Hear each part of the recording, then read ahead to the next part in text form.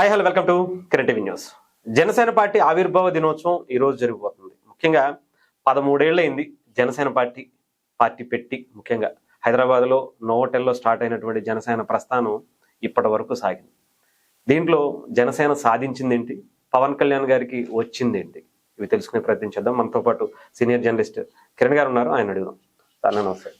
నమస్తే హరీష్. అన్న, మీరు చూసుండొచ్చు 13 సంవత్సరాలు అయింది. ఏంటి జనసేనకి వచ్చినటువంటిది? ఇప్పుడు ఇది ఒక అద్భుతమైన ప్రయాణం. అవును. ఇందులో మనము మంచి మాట్లాడుకోవాలి, చెడు మాట్లాడుకోవాలి, లాభాలు మాట్లాడుకోవాలి, నష్టాలు మాట్లాడుకోవాలి. ఈ క్రమంలో మనం మాట్లాడుకుంటున్నాం. అంటే మనము ఏదో పవన్ కళ్యాణ్ గారు మంచివారు, ఆయన అద్భుతం, అలాంటి నాయకుడు ఉండాలి అని మనం ప్రతి సందర్భంలో చెప్తా ఉంటాం. అట్లని చెప్పేసి లోపాలు లేవా అంటే, లోపాలు మనం చర్చించకపోతే ఆ సద్విమర్శ ఎవరు చేస్తారు? ఖచ్చితంగా సద్విమర్శ కూడా చేయాలి. మంచిదో చెడేదో చెప్పగలిగినట్టు హంసలాగా ఉండాలని నేను అనుకుంటా. ఒక జర్నలిస్ట్ అనేవాడు హంసలాగా ఉండాలి. మంచిని మంచిగా, చెడుని చెడుగా చెప్పాలి. గోపాలని నీళ్లను వేరు చేస్తుంది హంస. ఆ విశిష్టమైన గుణం ఉండేది హంసకు మాత్రం. అలాగే మనం కూడా ఇందులో మంచి చెడు రెండు మాట్లాడుకున్నాం ఇవాళ, ఎలాంటి మొహమాటాలు లేకుండా. ముందు మనం మంచి మాట్లాడుకుందాం. జనసేన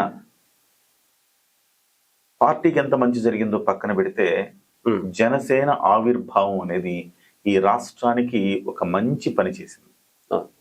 2024లో కూటమి ప్రభుత్వం అధికారంలోకి రావటానికి జనసేన పార్టీనే మూలం కారణం.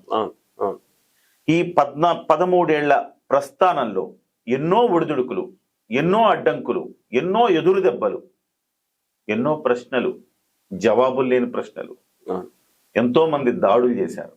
అన్నింటినీ దాటుకుని దెబ్బలు తిని తిని తిని రాటుదేలిపోయి పవన్ కళ్యాణ్ అనే ఒక వ్యక్తి ఇవాళ చరిత్ర సృష్టించాడు అంటే అతిశక్తి కాదు.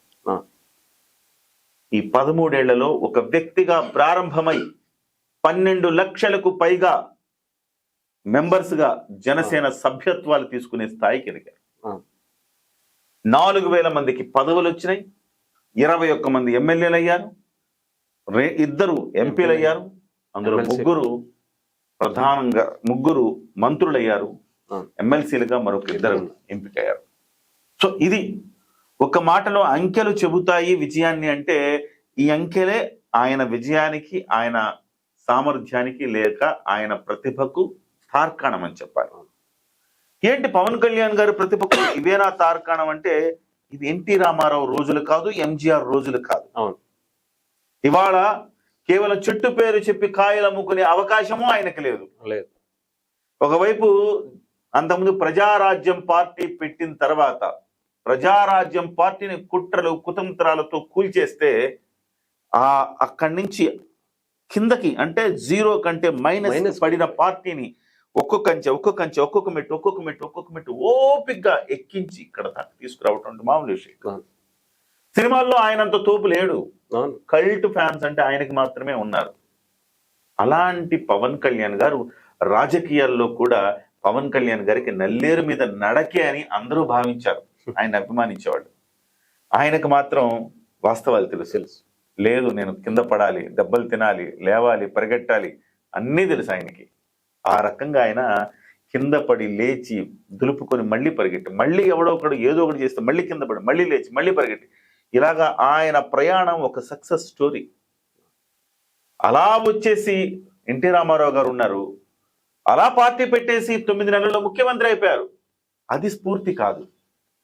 ఒక వ్యక్తి రాజకీయాల్లోకి వచ్చిన తర్వాత, ఇంత అద్భుతమైన ఫ్యాన్ ఫాలోయింగ్ ఉన్న ఒక వ్యక్తి రాజకీయాల్లోకి వచ్చి ఎదురు దెబ్బ తిని తను కూడా ఓడిపోయి మళ్ళీ నిలబడి మళ్ళీ కలబడి మళ్ళీ గెలిచి వాళ్ళ దేశానికే దిశానిర్దేశం చేసే స్థాయికి వచ్చాడంటే ఇది సక్సెస్. సక్సెస్ అంటే మనం సినిమాల్లో సక్సెస్ ఎట్లయితే సినిమాలు అంటే, హీరో క్యారెక్టరు అలా వచ్చేసి అలా వెళ్ళిపోయి అందరిని కొట్టేస్తే హీరో క్యారెక్టర్ లో ఆ సినిమా సక్సెస్ అవ్వదు. హీరో అత్యంత ఒక కఠినమైన పరిస్థితుల సంఘర్షణను ఎదుర్కొని వాటి నుంచి బయటకు వచ్చి ఎట్లా అతను విజయం సాధించాడు చూపిస్తే ఆ సినిమా సక్సెస్ అవుతుంది. ఇది సక్సెస్. ఇది 10 మందికి ఆదర్శం, 10 మందికి స్ఫూర్తి. పవన్ కళ్యాణ్ గారు సాధించిన విజయం ఇవాళ. కేవలం చాలా మంది అన్నారు అసెంబ్లీ గేటు దాటలేమన్నారు, గేటు వెళ్ళారు. టచ్ అయిన వాళ్ళు ఉన్నారు. అవును. అట్లాగే అవును. ఆయనకేం పరిపాలన వచ్చు, ఆయనకేం రాజకీయాలు వచ్చు అన్నారు. ఆయనకేం రాజకీయాలు వచ్చు అన్న వాళ్ళకి రాజకీయం అంటే మీరు అనుకునే పాత పడిపోయిన రాజకీయం కాదురా బాయ్, ఇదిగో నేను కొత్త రాజకీయం చేసి చూపిస్తానని చేసి చూపించాడు.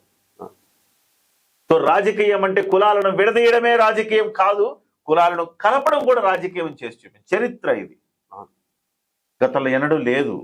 మాటలతో చెప్పడమే కాదు, చేతలతో చూపించారు.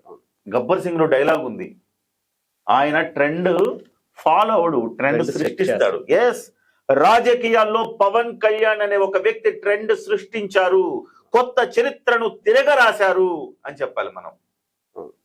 కాబట్టి పవన్ కళ్యాణ్ గారు తను అసెంబ్లీ గేటు దాటలేనంటే గేటు దాటాడు, అసెంబ్లీలోకి వెళ్ళాడు. ఇవాళ ఆయన అసెంబ్లీలో చేస్తున్న ప్రసంగాలు ఒక పుస్తక రూపంలో రావాల్సిన అవసరం ఉంది. అంత అద్భుతమైన ప్రసంగాలు చేస్తున్నాడు. మంత్రిగా అనుభవం లేదు అన్నారు, ఇవాళ మంత్రిగా అనుభవం ఏంటి?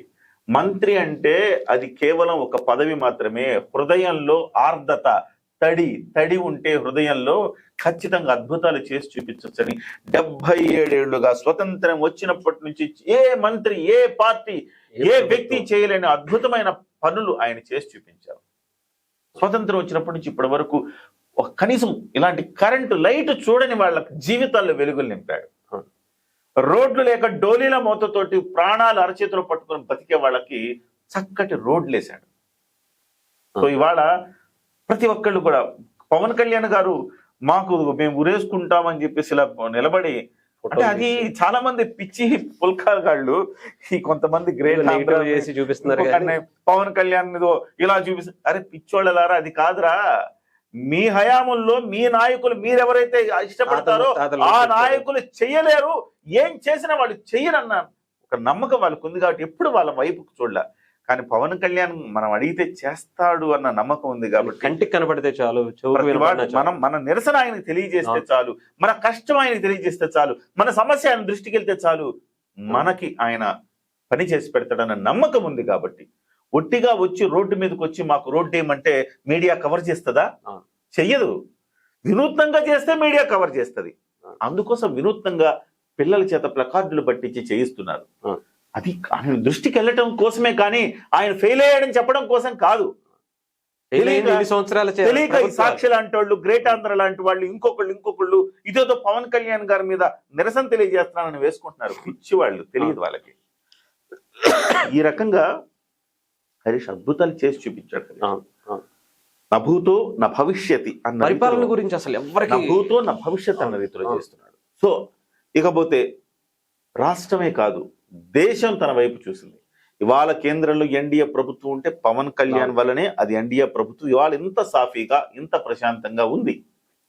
లేకపోతే నితీష్ ఆడించేవాడు అస్సలు. సో రెండో విషయం, దేశంలో ఇవాళ ఎక్కడికి వెళ్ళినా పవన్ కళ్యాణ్ నామస్మరణ జరుగుతోంది. ఇవాళ 100 కోట్ల మంది హిందువులకు ఆయన ఆరాధ్య దైవంగా మారిపోయారు. సనాతన ధర్మ బోర్డు పెట్టాలని ఏ క్షణం అన్నారో గాని నిజమే కదా ఆయన చెప్పింది. మన మతాన్ని ఆరాధిద్దాం, ఇతర మతాలను గౌరవిద్దాం అనే రీతిలో ఆయన సాగుతున్న తీరు 10 మందికి ఆదర్శంగా మారింది. ఇవాళ కర్ణాటకలో ఎన్నికలు వస్తాయంటే పవన్ కళ్యాణ్ వైపు చూస్తున్నారు. తమిళనాడులో ఎన్నికలు వస్తాయంటే పవన్ కళ్యాణ్ వైపు చూస్తున్నారు. మహారాష్ట్ర ఎన్నికలంటే ఆయన వైపు చూశారు, రిజల్ట్ వచ్చింది. ఇలాగ దేశంలో ఎక్కడ ఏం జరిగినా పవన్ కళ్యాణ్ అనే నామస్మరణ జరిగే స్థాయిలో పవన్ కళ్యాణ్ గారు తన ఎలివేషన్ ని తెచ్చుకున్నారు. అది 100కి 100% పవన్ కళ్యాణ్ గారు విజయం సాధించారు ఆ విషయంలో. ఈ 13 ఏళ్ల ప్రస్థానంలో 21 మంది ఎమ్మెల్యేలు అనేది కేవలం ఒక నంబర్ కనపడడం మాత్రమే. దేశంలో ఆయన ప్రతిష్ట పెరిగింది. సో ఇది ఆయన సక్సెస్. 100 మంది ఎమ్మెల్యేలు లేదంటే 200 మంది ఎంపీలు ఉంటే ఎంత కిక్ ఉంటుందో అంత స్టార్డమ్. ఇవాళ ఆయనకి ఏం కావాలంటే అది కేంద్ర మంత్రి అవుతారు. ఇంకేదైనా పదవి కావాలా ఇస్తారు. పవన్ కళ్యాణ్ ఏం అడిగితే అది ఇస్తుంది. ఇవాళ కూడా కేంద్ర ప్రభుత్వం ఇన్ని నిధులు రాష్ట్రానికి ఇస్తుందంటే కారణం ఒకే ఒక్కడు పవన్ కళ్యాణ్. ఈ రాష్ట్రం ఇంత సుభిక్షంగా ముందుకెళ్తుందంటే పవన్ కళ్యాణ్ కారణం. ఇది జనసేన ఆవిర్భావం వల్ల జరిగిన అద్భుతమైన మేలు ఎవరికి ఉందంటే ఈ రాష్ట్ర ప్రజలకు జరిగింది. పవన్ కళ్యాణ్ సూపర్ సక్సెస్ అని దేశానికి చూపించారు. సరే, ఇది నాణ్యానికి ఒక పార్శ్వం, పాజిటివ్నెస్. రెండో పార్శ్వం ఉంది. రెండో పార్శ్వం ఏంటి? ఒక పార్టీ విజయం సాధించిన తర్వాత సంస్థాగతంగా బలపడాలి. బలపడిందా? లేదు. వరుసగా సస్పెన్షన్లు చేసుకోవడం తప్ప నాయకులు ఎవరైనా పెద్ద నాయకులు వస్తున్నారా? రావడం లేదు. పోనీ వచ్చిన వాళ్ళని వాడుకుంటున్నారా? లేదు. బాలినేని శ్రీనివాసరెడ్డిని చూసాం, సామినేని ఉదయభానుని చూసాం. ఇలాంటి నాయకులు చాలా ఆ జిల్లా మొత్తాన్ని శాసించగలిగే నాయకులు. దట్టు బాలినేని శ్రీనివాసరెడ్డి లాంటి వ్యక్తి పక్క జిల్లాలను కూడా రాజకీయం చేయగలిగిన ఒక నేర్పరి బాలినేని, ఒక మాస్ లీడర్. ఇలాంటి వాళ్ళకి సముచితమైన స్థానం ఇచ్చి ఏమన్నా ఉపయోగించుకుంటున్నారంటే లేదు. పోనీ ఇంకెవరైనా కొత్త నాయకులను తెచ్చుకుంటున్నారా అంటే అదీ లేదు. ఉన్న వాళ్ళని కాపాడుకుంటున్నారా అంటే అదీ లేదు. ఉన్న వాళ్ళని వీళ్ళ కోపం వస్తే సస్పెన్షన్ చేస్తున్నారు, వాళ్ళ కోపం వస్తే వాళ్ళు వెళ్ళిపోతున్నారు. చాలా మంది వెళ్ళిపోయారు ఇప్పటి వరకు. సో ఇట్లా ఒక రకంగా చెప్పాలంటే పార్టీ పవన్ కళ్యాణ్ గా వ్యక్తిగా ఆయన సూపర్ డూపర్ హిట్. పార్టీ పరంగా పార్టీ కొంత పురోగమనానికి వెళ్లాల్సింది, కాస్త ఎక్కడో తిరోగమనం అనలేం కానీ ఎక్కడ వేసిన గొంగడి అక్కడే అన్నట్టుగా ఉంది అని మనం చెప్పుకోవాలి. ఇకపోతే త్రిశూల వ్యూహం అని ఆయన చెప్పి దాదాపు 6 నెలలు పైన అయింది. ఇప్పటి వరకు అసలు వ్యూహమే లేదు. కనీసం దిశానిర్దేశం చేసేవాళ్ళు లేరు. మీడియా హెడ్డే లేడు. ఎవరిని అడగాలన్నా ఇంకెవరిని అడగాలి? మీడియాకి హెడ్డే లేడు అని చెప్పేసి చెప్తా ఉన్నారు. మాది కాదు బాధ్యత, మాది కాదు బాధ్యత అని ఎవ్వరు మీడియా బాధ్యత తీసుకోవడానికి కూడా సిద్ధంగా లేరు. మరి అధికార ప్రతినిధులు కనీసం టీవీ ఛానల్లో మాట్లాడడానికి కూడా పంపించట్లేదు. ఇంకెవరు మాట్లాడతారు? పోనీ ఎమ్మెల్యేలు మాట్లాడతారా అంటే అందులో సగం మంది ఎమ్మెల్యేలు అసలు మనం జనసేన పార్టీనేనా అనుకోవాల్సిన పరిస్థితి. ఇవాళ తిరుపతి ఎమ్మెల్యే ఉన్నాడు, ఆయన జనసేన పార్టీనా అంటే అవునా, ఆయన జనసేన పార్టీనా అనుకోవాలా? ఆ తర్వాత రైల్వే కోడూరు ఎమ్మెల్యే ఉన్నాడు. సో చేయాల్సినంత దరిద్రం అంతా చేసి చెడ్డ పేరు మూట కట్టుకున్నాడు. ఇకపోతే మీకు గోదావరి జిల్లాల్లో ఒక అవనిగడ్డ ఎమ్మెల్యే కావచ్చు, ఒక భీమవరం ఎమ్మెల్యే కావచ్చు, అటువైపు శ్రీకాకుళంలో పాలకొండ నియోజకవర్గానికి సంబంధించి కావచ్చు, వీళ్ళందరూ అసలుకి జనసేన పార్టీ ఎమ్మెల్యేనేనా అంటే పార్టీకి గుర్తుంది కానీ కార్యకర్తలకు గుర్తుందా వీళ్ళు మన జనసేనని? కనీసం మీడియాలో ఏ రోజైనా కనపడి జనసేన తరపున మాట్లాడుతున్నారా? లేదు. పోనీ వాడు మాట్లాడాలని ఎవరైనా దిశానిర్దేశం చేసే యంత్రాంగం ఏమైనా పార్టీ నుంచి ఉందా? అది లేదు. సో పార్టీని అడుగుపెట్టేస్తున్నారా అని డౌట్ వచ్చేస్తా ఉంది. పవన్ కళ్యాణ్ గారు మొన్న ఆవేదన వ్యక్తం చేశారు. అన్ని నేనే మాట్లాడాలా, మీరెవరు బాధ్యత లేదా అన్నారు. ఆ తర్వాత వీళ్ళు బాధ్యత తీసుకున్నారా? లేదు. 12 లక్షల మెంబర్షిప్ గత సంవత్సరం ఎలక్షన్స్ 12,50,000 ఎంతో ఉంది ఎలక్షన్స్ ముందు. మరి వాళ్ళు ఎంత అవ్వాలి? 50 లక్షలు అవ్వాలా? అయిందా? మొన్న ఎవరో ఒక వార్త వచ్చింది, 8 లక్షలు ఇంకా రెన్యువలే చేసుకోలేదు, సగానికి పైగా. చివరికి మెంబర్షిప్ డ్రైవ్ ని 1 వారం పొడిగించారు, పొడిగించి టార్గెట్లు పెట్టారు. స్టిల్ ఇప్పుడు ఈ మధ్య 12 లక్షలు దాటింది అంటున్నారు. మరి 50 లక్షలు టార్గెట్ పెట్టాలి కదా. తెలుగుదేశం లాంటి పార్టీ 1 కోటి సభ్యత్వాలు చేస్తుంది కదా, మరి మీరు చేసుకోవాలి కదా. కనీసం 50 లక్షలు. రేపు పొద్దున 21 సీట్లు కాదు మాకు 40 సీట్లు కావాలి అని జనసేన ఎలా అడుగుగలుగుతుంది? మీ మెంబర్షిప్ల్లో మీరు చూపించుకోవాలి, 50 లక్షలు మా దగ్గర ఉన్నారు, నాకు 21 కాదు, నాకు 40 సీట్లు కావాలి, 45 కావాలి, 50 కావాలి, లేకపోతే 60 కావాలి, 70 కావాలని అడగాలంటే నీ శక్తి నువ్వు నిరూపించుకోవాలి కదా. ప్రజల్లో అద్భుతంగా ఉంది పవన్ కళ్యాణ్ గారు, గ్రేట్ ఆ విషయం. కానీ రేపు పొద్దున ఎన్నికలు వస్తే పోలింగ్ బూత్ వరకు తీసుకెళ్లే క్యాడర్ ఎక్కడుంది? నాయకులు అనేక మంది నిస్తేజంతో అలా పడుకుండిపోయారు. ఎవరు లేరు, ఇంతకుముందున్నంత కసి లేదు. పవన్ కళ్యాణ్ గారు చెప్పారు 11 మంది 1100 మంది లాగా ఫైట్ చేస్తున్నారు వాళ్ళంతే. మరి ఎందుకు చేయట్లే జనసేనలో? ఆత్మ విమర్శ చేసుకున్నారా? ఈ ఆవిర్భావ దినోత్సవ రోజున ఆత్మ విమర్శ చేసుకోమని నేను కోరుతున్నా. ఎక్కడ లోపాలు ఉన్నాయి ఆత్మ విమర్శ చేసుకోవాలి. ఎవరు దీంట్లో ఆత్మ విమర్శ ఎవరు చేసుకోవాలి? పార్టీ చేయాల్సిందే డెఫినెట్గా. అంటే కేవలం ఒకటి జరుగుతా ఉంది. కోటరీకి మాత్రం జీతాలు, ఉద్యోగాలు, జీతాలు, పదవులు, పనులు అన్ని వాళ్ళకే జరుగుతున్నాయి. ఆ చుట్టూ ఉన్న ఆ నలుగురికి మాత్రం జరుగుతున్నాయి. కానీ మిగతా వాళ్ళకి 4 కోట్ల మందికి ఏం జరుగుతుంది? ఏం జరగట్లా. జనసేన పార్టీని నమ్ముకొని ఖచ్చితంగా మనం మన పార్టీ కూటమి అధికారంలోకి వస్తే కనీసం మా నియోజకవర్గంలో ₹1,00,00,000 పని జరుగుతుందంటే జనసేన మేము ఇంత సేవ చేశాం కదా, ఓ 10 లక్షల పని 20 లక్షల పని మాకు ఇస్తారని ఆశించిన వాడికి భంగమే, అవమానమే జరుగుతోంది. పనులే రాట్లా, అన్ని తెలుగుదేశం వాళ్ళే కొట్టుకుపోతున్నారు పనులన్నీ. నిరాశ రాదా, నిస్పృహ రాదా, కసి ఎక్కడి నుంచి వస్తుంది?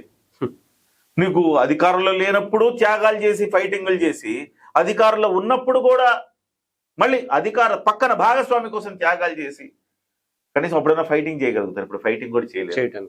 ఇలాంటి స్థితి ఉంటే ఎవరికి చెప్పుకోవాలి, ఎలా చెప్పుకోవాలి? పార్టీ యంత్రాంగం ఏమైంది, పనిచేస్తుందా, ఇది అసలు రాజకీయ పార్టీలా పనిచేస్తుందా అన్న ఆత్మ విమర్శ చేసుకోగలిగితే ఖచ్చితంగా ఇందులో మళ్ళీ ఖచ్చితంగా మంచి ఫలితాలు వస్తాయి. అవకాశం ఉంది. ఇంకా ఏమీ నష్టమేం జరగలేదు. నేను అదే అంటున్నాడు, పడిపోలే, డౌన్ అవ్వలా, కానీ అట్లా చెప్పి ఎదగలేదు. ఇలానే ఉంది అనమాట, పడుకున్నట్టుగా కనపడుతోంది. దీన్ని లేపాలి, పరిగెట్టాలి. ఖచ్చితంగా పెద్ద సినిమాలో పాట ఉన్నట్టు, రై రై రారా పాటలో చెప్పినట్టుగా నిన్నటిలాగే రేపు కూడా ఉందంటే ఈ రోజు నువ్వేం పీకినట్టు అనే లైన్ మనం గుర్తు చేసుకోవాలా. పార్టీ నిన్నున్నట్టే అధికారంలోకి వచ్చిన తర్వాత కూడా ఉంటే మనం ఏం చేసినట్టు, అంతేనా? అంతే. అలాగే మీరు చెప్పినట్టు ఖచ్చితంగా అధికారంలో లేనప్పుడు అదే, ఇప్పుడు ఉన్నప్పుడు కూడా అదే అనుకుంటా. కాబట్టి ఇవన్నిటిని ఖచ్చితంగా సరి చేసుకోవాల్సిన అవసరం ఉంది. మంచి ఎంత ఉందో ఇక్కడ నష్టం కూడా పార్టీకి అంతే జరుగుతూ ఉంది. దాన్ని సరి చేసుకోకపోతే కష్టం. 21 సీట్లు 50 అవ్వాలని అందరూ ఆశిస్తూ ఉన్నారు. 50, 60, 70 ఇలా ఉంటే అవ్వడం అనేది సాధ్యం కాదు. మళ్ళీ ఒకసారి మనము జనసేన పార్టీకి శుభాభినందనలు. 13 సంవత్సరాలు పూర్తి చేసుకుని 14వ వసంతంలోకి అడుగు పెడుతున్న సందర్భంగా జనసేన పార్టీకి, జనసేన పార్టీ నాయకులకు, పవన్ కళ్యాణ్ గారికి, అలాగే జన సైనికులకు, వీర మహిళలకు అందరికి కూడాను శుభాభినందనలు. థ్యాంక్ యూ అన్న, థ్యాంక్ యూ సో మచ్. ఏదేమైనా మరి నెక్స్ట్ ఇయర్ కైనా సరే జనసేన ఈ తప్పులు తీసేసి కొత్తగా నిర్మించుకునేటువంటి ప్రయత్నం చేస్తున్నా లేదా అనేది చూడాలి. Thank you.